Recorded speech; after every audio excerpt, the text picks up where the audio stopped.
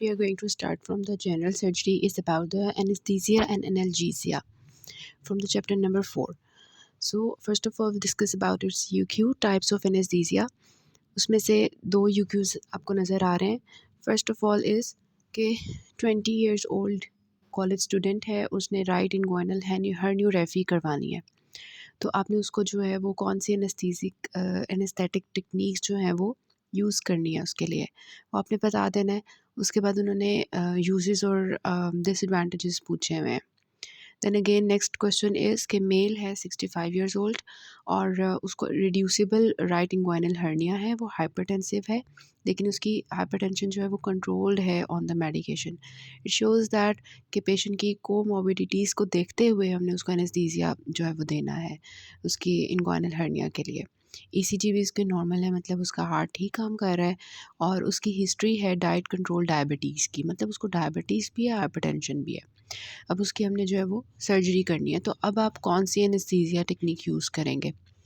उसके बाद आपने जो है वो which one type of anaesthesia is preferable, मतलब कि आपको समझ आ रही है कि इसमें आपने दरअसल बताना है उनको ये है कि आपके पास एक पेशेंट आ जाता है सर्जरी के लिए, तो अब आप क्या चूज़ करोगे. आपको पता होगा, नॉलेज होगा एनेस्थीसिया का कि आपने कौन से टाइप्स को देने हैं. इसमें हर पेशेंट के लिए डिफरेंट एनेस्थीसिया की टाइप्स होंगी, तो फिर ही आप इसको आंसर कर सकोगे ना.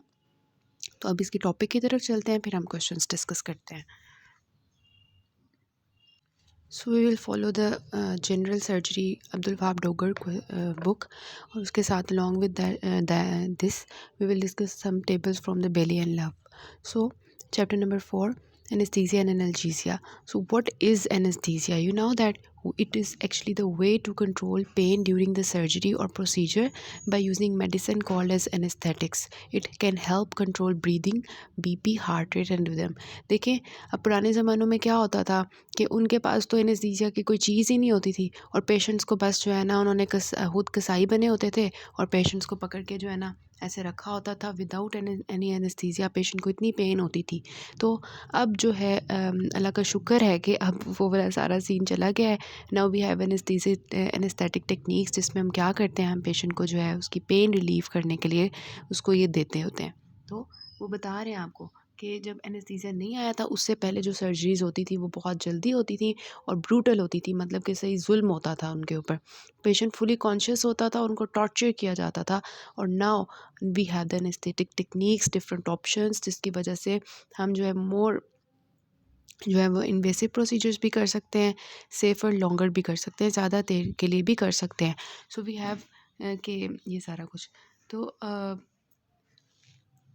जो है अब क्या है कि 1846 में जो है एक फिर इनका सबसे बड़ा जो डर था वो यही था कि सर्जरी की पेन है, हमने नहीं करवानी सर्जरी, और पेशेंट जो है वो सर्जरी से ही मर जाता था. मतलब कि उसकी बीमारी इतनी नहीं होती थी लेकिन वो जो सर्जरी जिसकी तरह की होती थी ना उससे ही मर जाता था. और फिर जो है वो आ गए हमारे ईथर और क्लोरोफॉर्म, उनसे थोड़ा सा यार उनको तो दर्द वगैरह उनकी ख़त्म हुई. और फिर हमारे पास 2 टाइप्स ऑफ एनेस्थीसिया आ गए हैं जिसमें जनरल एनेस्थीसिया है और रीजनल एनेस्थीसिया है. जनरल की समझ आती है क्या होता है, पूरी बॉडी जो है वो सुन्न हो जाए इसको कहेंगे, पूरी बॉडी सो गई है उसको कहेंगे जनरल एनेस्थीसिया. अब इसमें 3 चीज़ें आपने याद रखनी है कि जो हमारा ट्रायड होता है एनेस्थीसिया का, एक पेशेंट को बेहोश करना है, दूसरा उसको रिलैक्स करना है, तीसरा उसकी पेन रिलीफ करनी है. तो क्या है कि general anaesthesia is for the whole body, जिसमें ट्रायज होता है किसका, अनकॉन्शियसनेस का. पेशेंट बेहोश हो जाएगा, उसको होश ही नहीं होगी, एमनीजिया हो जाएगा, मतलब कि वो भूल जाएगा कि क्या हुआ मेरे साथ. ताकि यहाँ पे तो पेशेंट को देखे ज़रा उठ के बैठा हुआ है और सर्जरी हो रही है उसकी, लेकिन अब क्या है पेशेंट को हमने बेहोश करना है ताकि वो भूल जाए कि उसके साथ क्या हुआ, एंजाइटी उसकी ख़त्म हो. एनाल्जीसिया उसको पेन दें, पेन उसकी रिलीफ़ करेंगे. होना चाहिए ना पेन रिलीफ़ सर्जरी के दौरान, के नहीं होना चाहिए, होना चाहिए. उनके मसल्स रिलैक्स करने चाहिए, पेशेंट के करने चाहिए, हाँ करने चाहिए, हर वक्त रिलैक्स होने चाहिए. मतलब कि पूरी सर्जरी में रिलैक्स रहेंगे और बाद में भी रिलैक्स रहेंगे नहीं, ये इंड्यूस्ड इस तरह से किया जाएगा. मसल रिलैक्सेशन ऐसी होनी चाहिए कि रिवर्सिबल होनी चाहिए. ये नहीं है रिलैक्स हो जाए बस मसल्स और फिर जो है ना दोबारा से काम ही ना करें, नहीं, रिवर्सिबल होना चाहिए. तो ये जो है ना हमारे पास आ जाता है कि मसल रिलैक्सेशन. तो ये 3 चीज़ें आपने ट्रायज नहीं भूलना, मैं यहाँ पे लिखती हूँ. क्या क्या है? एमनीजिया है, एनाल्जेसिया है और मसल रिलैक्स्ड हो गए हैं। 3 चीज़ें जो है ना, this is actually triage which is used in general anaesthesia. उसके बाद क्या होता है, अगर हमने पूरी बॉडी को नहीं सुलाना, हमने सिर्फ बॉडी के एक हिस्से को जिसके ऊपर ऑपरेशन करना है, सर्जरी करनी है, उसको सुलाना है, तो उसके लिए we have the regional anaesthesia कि only the part of the body is affected और पेशेंट इसमें क्या होगा, रीजनल एनेस्थीसिया में कॉन्शियस होगा। समझ आई दोनों में क्या टाइप्स हो गई। अब सबसे पहले हमने जनरल एनेस्थीसिया के बारे में बात करनी है, फिर हमने रीजनल एनेस्थीसिया की बात करनी है। तो what is the definition of general anaesthesia? General anaesthesia is drug induced reversible state, reversible state characterized by triad of what, जो हमने डिस्कस किया, unconsciousness which is amnesia, analgesia which is loss of pain sensations and muscle relaxation। तो 3 चीज़ें हैं और उसमें 2 चीज़ें आपने नहीं भूलनी, ड्रग इंड्यूस्ड है और रिवर्सिबल है। किस चीज़ का? ये 3 चीज़ों का। अब जो है ना, फिर आ जाता है कि हमारे जो एनेस्थीसिया की चीज़ें होती हैं, ये काम किस तरह से करती हैं, किस तरह से बॉडी को सुला देती हैं, ये सारा कुछ करती हैं। तो उसका थोड़ा सा मैकेनिज़्म डिस्कस कर लेते हैं कि हमारे पास बॉडी में क्या होते हैं, रिसेप्टर्स होते हैं, न्यूरोमस्कुलर ट्रांसमिशन हो रही होती है, आपको पता है। तो वहाँ पे गाबा रिसेप्टर्स होते हैं, ग्लूटामेट रिसेप्टर्स होते हैं। आपको पता है कि ग्लूटामेट रिसेप्टर्स क्या होते हैं, स्टिमुलेटरी होते हैं, मसल्स को स्टिमुलेट करते हैं, और गाबा क्या होते हैं, मसल्स को इनहिबिट करते हैं। तो एनेस्थीसिया में हमें क्या करना चाहिए, जो स्टिमुलेटरी मसल्स हैं उनको क्या करना चाहिए, इनहिबिट करना चाहिए, और जो इनहिबिटरी मसल्स हैं, उन इनहिबिटरी रिसेप्टर्स हैं, उनको क्या करना चाहिए, उनको इंड्यूस करना चाहिए, ताकि अल्टीमेटली इनहिबिशन हो, मसल्स रिलैक्स हो। तो ग्लूटामेट रिसेप्टर्स को हम इनहिबिट करेंगे, गाबा रिसेप्टर्स को हम एनेस्थीसिया के थ्रू क्या करेंगे, स्टिमुलेट करेंगे, और फिर this will result in unconsciousness. समझ आई? तो इसमें हमारे डिफरेंट एजेंट्स यूज़ होते हैं, like we have benzodiazepines, like we have barbiturates. तो इसमें फॉर एग्जांपल बेंजोडायपीन्स में मिडाज़ोलैम है, बार्बिचुरेट्स में थायोपेंटोन है। तो ये हमारे इसका मैकेनिज्म ऑफ एक्शन हो गया। अब आता है फेजेस ऑफ जनरल एनेस्थीसिया। जब पेशेंट आपके पास आया, आपने उसको पूरा का पूरा बेहोश करना है। फॉर एग्जांपल आपने कुछ उसकी मेजर सर्जरी करनी है, आपने उसको पूरा का पूरा बेहोश करना है, तो आप क्या करोगे? सबसे पहले आप उसको एनेस्थीसिया की इंडक्शन करवाओगे। फिर आप क्या करोगे, उसकी जो एनेस्थीसिया आपने दिया हुआ है, अगर आपने इंड्यूस करके छोड़ दिया तो आप ऑपरेशन कर रहे होगे और पेशेंट उठ के बैठ जाएगा, उसका एनेस्थीसिया ख़त्म हो गया होगा। नहीं, आपने क्या करना है, उसकी मेंटेनेंस भी करनी है। ये नहीं है कि इंड्यूस करके छोड़ दिया। मेंटेनेंस करने के बाद आपने क्या किया, पेशेंट की सर्जरी कंप्लीट हो गई, अब आपने क्या करना है, उसको ऐसे ही छोड़ देना है? नहीं, वो जो आपने एनेस्थीसिया दिया हुआ है उसको रिवर्स करना है। रिवर्स करके उसकी जो है एक्सट्यूबेशन करनी है, आपने जो ईटीटी ट्यूब डाली हुई थी वो रिमूव करनी है। तो अब पेशेंट जो है उठ के बैठ जाएगा और उसकी सर्जरी कंप्लीट हो जाएगी। तो फेजेस ऑफ जनरल एनेस्थीसिया में क्या होता है, सबसे पहले आप इंड्यूस करते हो, फिर आप एनेस्थीसिया को मेंटेन करते हो, फिर आप जो है रिवर्सल करते हो। फर्स्ट ऑफ ऑल इज़ कि कुछ लोग कहते हैं प्री इंडक्शन फेज़ भी होती है, जिसमें आप बीपी और ऑक्सीजन प्रेशर और टेम्परेचर वगैरह को भी देखते वगैरह हो, लेकिन ये 3 फेजेस जो हैं आपकी चलती हैं। इन सबसे पहले आ जाता है induction of anaesthesia. Induction means putting the patient to sleep, आपने पेशेंट को सुलाना है, दिस इज़ इंडक्शन। अब इसमें 2 तरह की चीज़ें होती हैं इंडक्शन में, इसकी टाइप्स हैं। एक हमारी, या तो हम वेन्स के थ्रू इंड्यूस कर सकते हैं, या फिर हम उसको इनहेल करवा के एनेस्थीसिया दे सकते हैं। अब इंट्रावीनस इंडक्शन जो है, उसमें जो हमारी ड्रग्स यूज़ होती है, दीज आर, आपने नहीं भूलनी कौन कौन सी हैं, प्रोपोफोल है, एटोमीडेट है, कीटामाइन है। ये 3 चीज़ें आपने याद रखनी है। तो ज़्यादातर इसमें जो इन तीनों में यूज़ होता है वो है प्रोपोफोल। थायोपेंटोन भी होता है, लेकिन उसकी जगह पे हम प्रोपोफोल यूज़ करते हैं। अब ये मोस्ट वाइडली यूज्ड है, आपके पास एमसीक्यू में आता है most widely used IV induction कौन सा है, तो यू विल से प्रोपोफोल।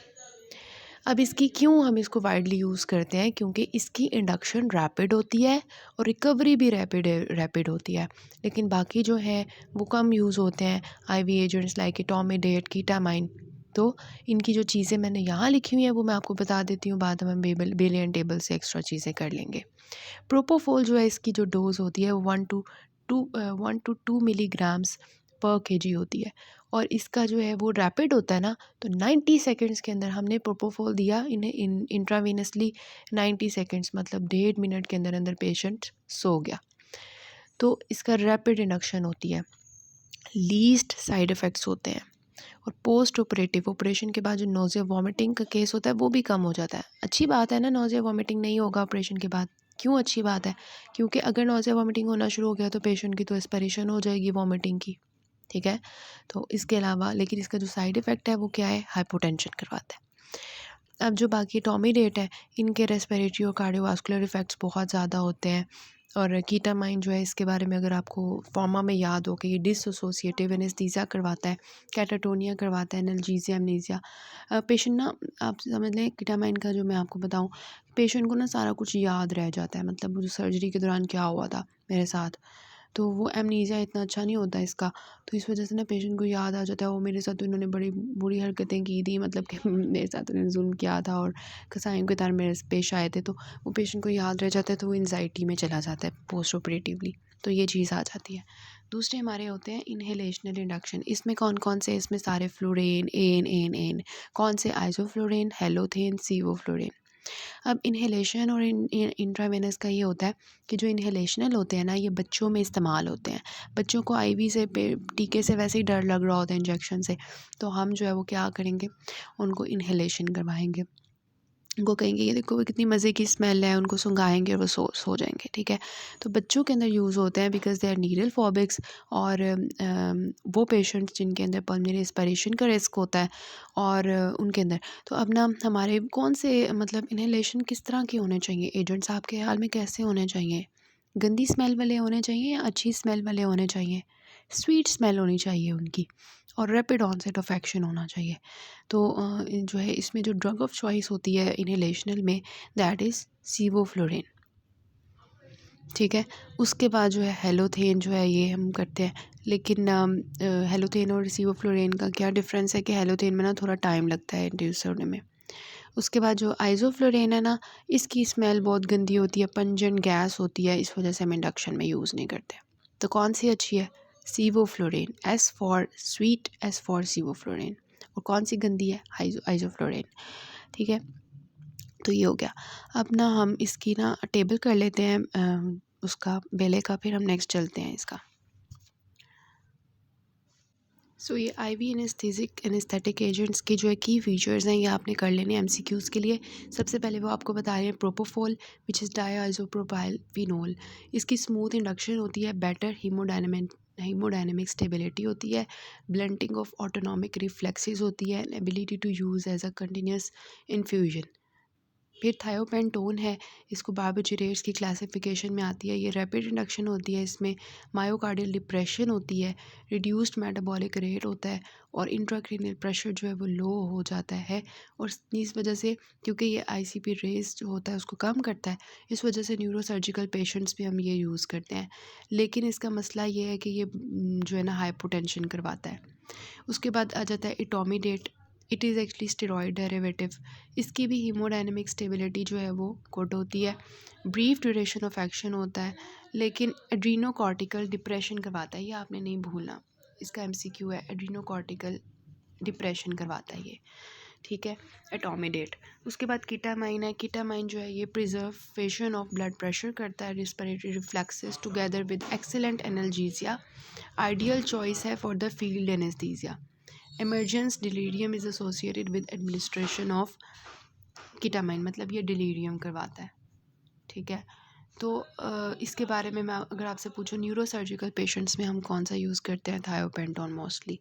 और इटोमीडेट जो है एड्रीनोकॉर्टिकल डिप्रेशन करवाएगा, कीटामीन जो है ये डिलीरियम करवाता है। सो यहाँ पे एक पॉइंट था कि इटोमीडेट जो होता है ना, ये कार्डियोवास्कुलर रेस्पिरेटरी इसकी कॉम्प्लिकेशंस कम होती हैं, इस वजह से वो पेशेंट्स जो है ना जिनको इनके प्रॉब्लम मतलब नहीं होता, उनको हम दे सकते हैं, प्रॉब्लम होता है। उसके बाद आ जाता है एयरवे मैनेजमेंट। अभी हमने पेशेंट को जो है ना सुलाया है, अब हमने क्या करना है, सुला देना है उसको, तो उसकी एयरवे बंद नहीं हो सकती, उसकी मसल हमने सारा कुछ रिलैक्स करवा दिया है, तो एयरवे बंद हो सकती है। तो हमने जो है क्या करना है कि उसको जो है वो उसकी एयरवे मेंटेन करनी है, उसकी वेंटिलेशन प्रोवाइड करनी है। तो उसके लिए हमारे पास डिफरेंट डिवाइसेस होते हैं।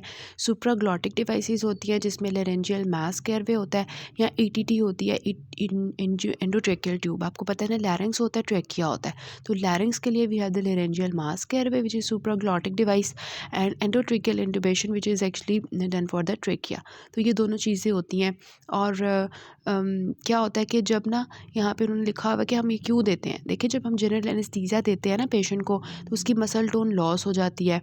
तो उसकी जो पेशेंट है, जब उसकी मसल टोन लॉस हो जाएगी तो उसकी एयरवे ओपन ही नहीं रह पाएगी। तो हमने एयरवे को ओपन रखने के लिए फिर इन चीज़ों को यूज़ करना है। तो फिर जो है वो कहते हैं कि use of long acting muscle relaxant, जो कि हम सर्जरी में आगे यूज़ करेंगे, मैं आपको बताऊंगी कौन से यूज़ होते हैं।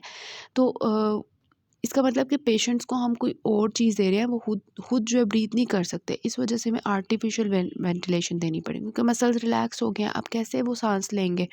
तो अब जो है, जब हम ये दे देते हैं तो मसल टोन जो है वो कम हो जाती है उनकी, और कफ रिफ्लेक्स जो है वो एब्सेंट हो जाती है। फिर मैनुअल मेथड्स भी होते हैं। अभी तक हमने कौन से पढ़े हैं? लारेंजियल मास्क एयरवे और ईटीटी। इसके अलावा हाथों के साथ भी हम कर सकते हैं। नेक की एक्सटेंशन कर दी, चिन लिफ्ट कर दी, जॉ थ्रस्ट कर दिया। ये तीनों जो चीज़ें हैं ना, ये आपकी उसमें ATLS के चैप्टर में उसमें ही हम देखेंगे। तो इनसे क्या होता है कि जो टंग है ना, वो पोस्टीरियर फ्रेंजियल वॉल से ना लिफ्ट अप हो जाती है। आपको सोचे, अगर टंग जो है वो पोस्टीरियर फ्रेंजियल वॉल में गिरी होगी तो सांस बंद हो जाएगा। तो हमने वहाँ से उसको उठाना है, एयरवे को क्लियर करना है, और फिर जब हमारी वो एयरवे क्लियर हो जाएगी तो हम बैग, मास्क, वेंटिलेशन से पेशेंट को सांस देंगे। ठीक है, तो ये हमारे जो है ना आ जाता है। अब फिर वो बता रहे हैं कि लेरेंजियल मास्क एयरवे जो है हम उसको माउथ के थ्रू डालते हैं, और फिर उससे क्या होता है कि ग्लॉटिस ओपनिंग के गिर्द ना ये खड़ा हो जाता है। फिर वहाँ से अंदर एयर आती रहती है। अब इसकी जो प्लेसमेंट है वो लेस इरिटेटिंग है, लेस ट्रॉमेटिक है, और इस वजह से हम इसको यूज़ करते हैं शॉर्ट प्रोसीजर के लिए, थोड़ी सी देर के लिए अगर हमें ऑपरेशन करना हो तो लेरेंजियल मास्क एयरवे। लेकिन इसका मसला क्या होता है? एस्पिरेशन हो सकती है। फिर हमने जो है उसकी सांस बहाल कर ली, सारा कुछ मैं दिखाती हूँ आपको। ये हमारा लेरेंजियल मास्क एयरवे है, और इसको हमने इस तरह से जो है वो प्लेस किया हुआ है, इस तरह से ना। तो अभी तक हमने पेशेंट को सुलाया, उसके बाद हमने उसकी एयरवे बहाल कर दी है, उसको सांस लेने दिया। सांस तो उसने ले ली, अब उसके मसल्स रिलैक्स करने हैं। तो वो बताते हैं कि मसल रिलैक्सेशन और इंट्यूबेशन, तीसरा काम आ गया हमारा।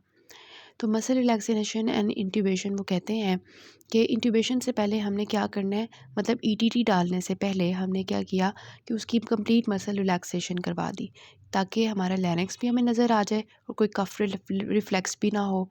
कि अगर हम डायरेक्टली इंट्यूबेशन कर देंगे और मसल रिलैक्स नहीं करेंगे तो क्या होगा, हमने अंदर ETT डाली और जी उसको कफ आई और खांसी से उसका जो है ना वो सांस बंद होगी। तो इस वजह से मसल्स को रिलैक्स करना है।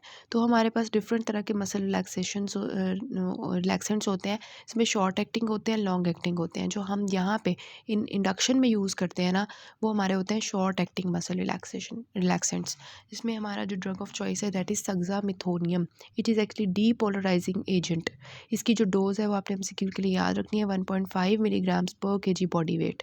अब इसका जो एक्शन है वो सेकंड्स के अंदर स्टार्ट होता है और फ्यू मिनट्स तक के लिए रहता है, बिकॉज वी डिस्कस कि it is a short acting. फिर पेशेंट को जो इंट्यूबेट किया जाता है, और उसको जो लेरेंजियोस्कोप डाल के उसके वोकल कॉर्ड्स को देखते हुए, और फिर हम एंडोट्रिकल जो है प्लेसमेंट करते हैं। और इससे हमें कैसे पता चलेगा कि हमने जो ETT ट्यूब है वो डाली है तो वो उसकी जगह सही है, सही फिट हुई है। हमें कैसे पता चलेगा कि दोनों चेस्ट जो हैं, चेस्ट की मूवमेंट दोनों साइड्स पे इक्वल हो रही होगी, और हम जब ऑस्कल्टेट करेंगे चेस्ट की तो वो एयर एंट्री भी दोनों साइड्स पे इकट्ठी हो रही होगी। ठीक है, तो ये चीज़ आ जाती है। उसके बाद कहते हैं कि why suxamethonium is use before intubation. तो ये आपका UQ भी है, वाइवा में भी पूछते हैं। तो आपने बताना है कि अगर हमने ETT डालनी है तो हमने उससे पहले एडिक्वेट मसल रिलैक्सेशन करनी है। तो उसके लिए सक्सामिथोनियम जो है, it is a very good muscle relaxing property. It has a very good muscle relaxing property. क्यों? क्योंकि ये शॉर्ट एक्टिंग है, इसका जल्दी काम होगा, रैपिड ऑनसेट है, 30 सेकेंड्स टू 1 मिनट के अंदर अंदर पेशेंट के मसल रिलैक्स हो जाते हैं। और दूसरा ये है कि इट इज़ शॉर्ट एक्टिंग, कि अगर फॉर एग्ज़ाम्पल हमने उसका मसल रिलैक्स करवा दिया और जी हमने ETT डाली और वो फेल हो गई, ठीक है, तो क्या होगा? ETT डाली और फेल हो गई तो क्या पेशेंट की सांस बंद हो जाएगी, अगर हमने उसको मसल रिलैक्स ना किया हो? हाँ, किसी भी वजह से अगर हम उसकी ETT डाल दी और वो फेल हो गई तो क्या होगा? तो पेशेंट की स्पॉन्टेनियस ब्रीदिंग जो है वो वापस नहीं आएगी, क्योंकि मसल रिलैक्सेंट हमारा शॉर्ट है, लॉन्ग नहीं है, वो थोड़ी देर के लिए मसल्स को रिलैक्स करेगा। ईटीटी फेल हो गई और जी मसल्स तो रिलैक्स ही रहे थे क्योंकि हमने लॉन्ग एक्टिंग यूज़ किया हुआ था, तो वो तो पेशेंट गया। तो हमने क्या किया, हमने जो है शॉर्ट एक्टिंग यूज़ किया कि फॉर एग्जांपल उदाहरणार्थ अगर हमारी ईटीटी फेल हो जाती है किसी भी वजह से, तो पेशेंट के जो मसल्स रिलैक्स हुए हुए हैं वो वापस शॉर्ट एक्टिंग की वजह से वापस अपनी जगह पे वापस आए, अपनी उनकी टोन बहाल हो और पेशेंट अपनी स्पॉन्टेनियस ब्रीदिंग जो है वो कर सके। ठीक है, तो ये जो है ना हमारा होता है।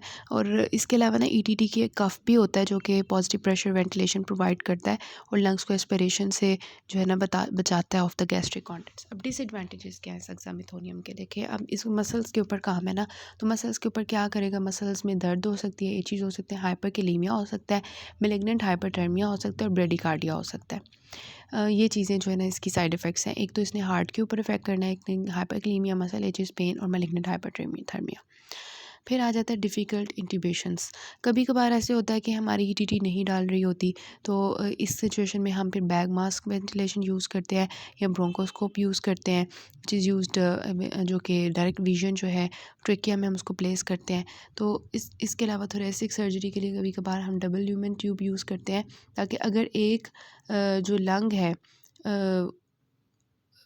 ठीक है, मतलब वो कोलैप्स हुआ है तो दूसरे को हम वेंटिलेट करते रहें for the ease of surgery. मतलब ये डिफ़िकल्ट इनोवेशंस के केस में हमारे पास ऑप्शंस होते हैं कि या तो हम ब्लैक मास्क वेंटिलेशन कर लें, ब्रोंकोस्कोपी कर लें या फिर डबल ह्यूमन ट्यूब इंसर्ट कर लें।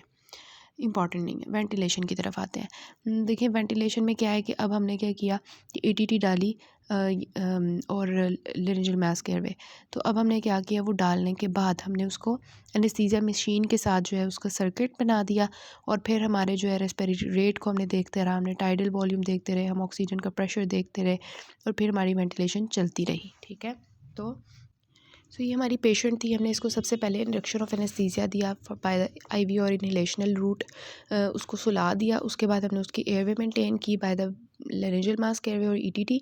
उसके बाद हमने जो उसके मसल्स रिलैक्स कर दिए बाय द सक्सामेथोनियम और उसके बाद ईटीटी इंसर्ट करके उसको हमने क्या किया, कहानी ये आपकी पूरी बन रही है। ये हमारी मशीन है एनेस्थेटिक मशीन, इसके साथ सर्किट मेंटेन कर दिया। इसके अंदर आपको नज़र आ रहा होगा कि इसमें सारा कुछ हम देख रहे होते हैं। ऑक्सीजन का प्रेशर हो गया, रेस्पिरेटरी रेट हो गया, ये सारा कुछ ना हम उसके साथ देख रहे होते हैं। ठीक है, अभी तक हमने पेशेंट को सुलाया, उसको इंडक्शन ऑफ एनेस्थीसिया किया है। नेक्स्ट पार्ट से हम मेंटेनेंस स्टार्ट करते हैं।